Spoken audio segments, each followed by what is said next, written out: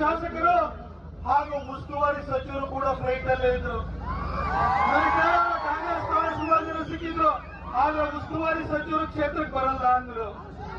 ಅವ್ರ ಕ್ಷೇತ್ರಕ್ಕೆ ಬರಲ್ಲ ಅಂದ್ರೆ ಈ ಶಾಪುರಕ್ಕೆ ಕರೆಂಟ್ ಬರಬಲ್ಲ. ಎಂತವ್ರನ್ನ ಆಯ್ಕೆ ಮಾಡಿ ಕಳಿಸಿದ್ರೆ ಒಂದು ವೇಳೆ ಈದ್ ಮಿಲಾದ್ ಪ್ರೊಸೆಷನ್ ಹೋಗ್ತಾ ಇದ್ರೆ ನಿಮ್ಮ ಶರಣಬಸಪ್ಪ ಅವರಿಗೆ ಇಲ್ಲಿ ಕರೆಂಟ್ ತಕ್ಷಣ ಗಂಭೀರ್ಬೇಕ.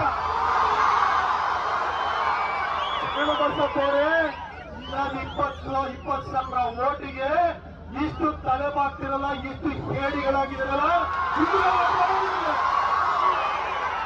ಈ ಪ್ರೊಸೆಷನ್ ಅಲ್ಲಿ ಬರ್ಬೇಕಾದ್ರೆ ಎಲ್ಲಾದ್ರೂ ಒಂದು ಸಣ್ಣ ಅಹಿತಕರ ಸಂಭವಿಸಿದ್ರೆ ಯಾರು ಹೊಣೆ ಹಾಕ್ತಿದ್ರು? ಅಥವಾ ನೀವು ಕರೆಂಟ್ ತೆಗೆದಿರೋದು ಹಿಂದೂಗಳ ಮೇಲೆ ಆಕ್ರಮಣ ಆಗಲಿ ಅಂತ ನೀವು ಕರೆಂಟ್ ತೆಗೆಸಿದ್ರೆ ಆಗುತ್ತೆ.